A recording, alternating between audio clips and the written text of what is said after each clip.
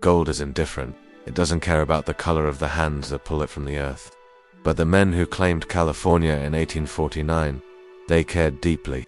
So when a black woman arrived in Sacramento with nothing but a worn leather satchel and eyes that had seen too much, no one expected her to leave 5 years later richer than any white miner in the territory. Her name was Mary Ellen Hayes. By 1855, she had accumulated a fortune worth millions today. But here's what the history books won't tell you. Not a single ounce of that gold came from a mine. Her wealth came from somewhere else entirely. Somewhere the men who envied her would kill to discover. And when she vanished without a trace in the winter of 1856, she took that secret with her. The satchel was found weeks later, empty, near a stand of cottonwood trees, where the ground had been torn apart by desperate hands. Whatever had been inside was gone, and the woman who carried it had disappeared as completely as if she had never existed at all. Before we dive deeper into Mary Ellen Hayes' story and the fortune that vanished into the California wilderness, if you love forgotten stories that history tried to bury, subscribe to Epic Horror Earth, hit the notification bell, and tell us in the comments where you're listening from. We love knowing where our community of mystery seekers is scattered across the country. Now let's go back to 1850, to a woman who shouldn't have survived, let alone thrived. The year Mary Ellen Hayes stepped off the steamship in San Francisco, California was drowning in desperation. The gold rush had transformed the territory into a fever dream of ambition and violence. Men arrived by the thousands, farmers from Missouri, merchants from New York, failed businessmen from Boston, all chasing the same glittering promise.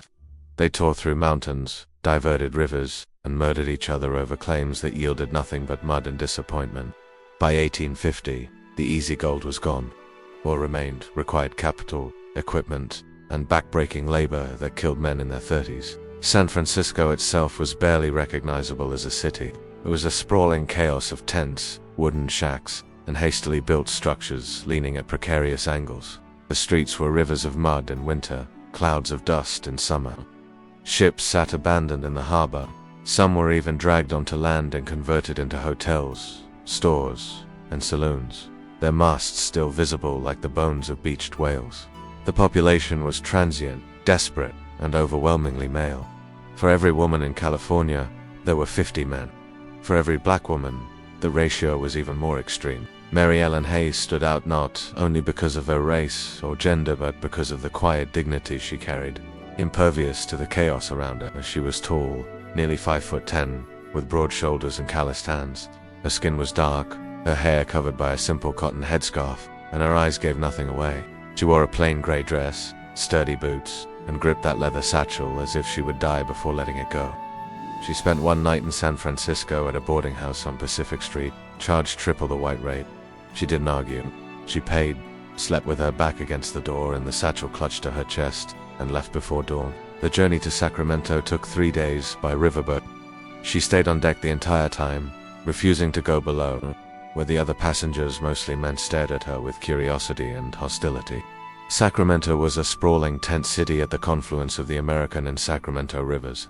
Wooden buildings lined the muddy streets, their facades painted with optimistic names: Empire Hotel, Golden Dream Saloon, Fortune's Favor General Store. Behind the paint, the structures were flimsy, thrown together by men who expected to be rich enough to leave within months. Most never did. California had entered the Union as a free state in 1850, but that didn't mean equality. Black testimony wasn't admissible in court against white defendants. Black miners were routinely driven from their claims. Black women were assumed to be enslaved or engaged in prostitution. There was no middle ground in the minds of most white Californians. Mary Ellen Hayes was 32 years old when she arrived. She said little about her past, only that she had been enslaved in Missouri and had purchased her freedom. The details of how remained unclear. She rented a small room above a laundry on K Street, paying 3 months in advance with coins that surprised the landlord.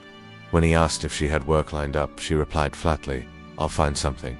She kept to herself those first 2 weeks, walking the streets with purpose. People stepped aside as she passed. She didn't smile. She didn't lower her eyes. She studied everything: the buildings, the businesses, the people. She visited the land office, the Wells Fargo office, the docks. Then, on her 15th day in Sacramento, she did something every struggling miner noticed. She bought a building, not a shack, a two-story brick building on J Street, in the commercial heart of the city. The previous owner, a broken merchant, had dropped the price to $2,500. Mary Ellen Hayes offered $3,500. He laughed. "You have that kind of money." She opened the leather satchel and counted out $3,500 in gold coins.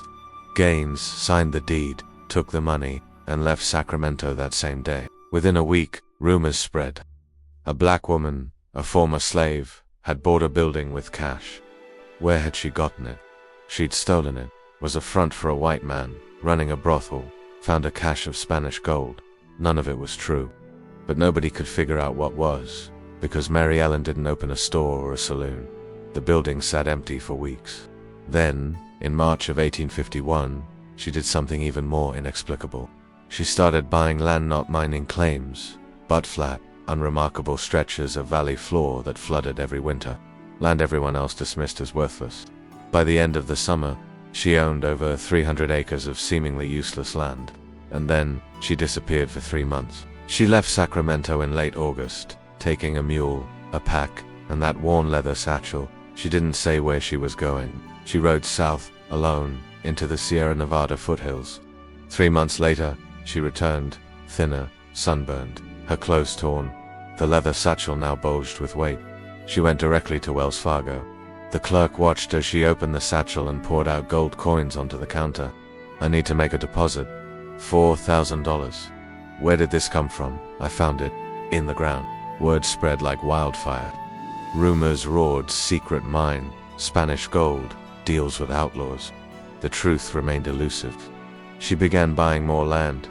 She hired workers to build barns and dig irrigation ditches. Nobody understood why. Why build on land that flooded? Why irrigate what nature drowned? "She's crazy," one said. "Or she knows something we don't," replied another. By June 1852, she leased the land to farmers. The floods left behind fertile silt. Her foresight made her richer than any gold strike could have. The Sacramento Prosperity Committee tried to intimidate her. Threats, vandalism, even murder. A man named Samuel Pritchard was found dead on her property. Mary Ellen and her guard, Jacob Stern, were questioned. She calmly explained it was self-defense. At trial, she revealed a version of the truth. She had inherited money from her former enslaver, purchased her freedom, and invested wisely in land. The jury believed her. She emerged a legend.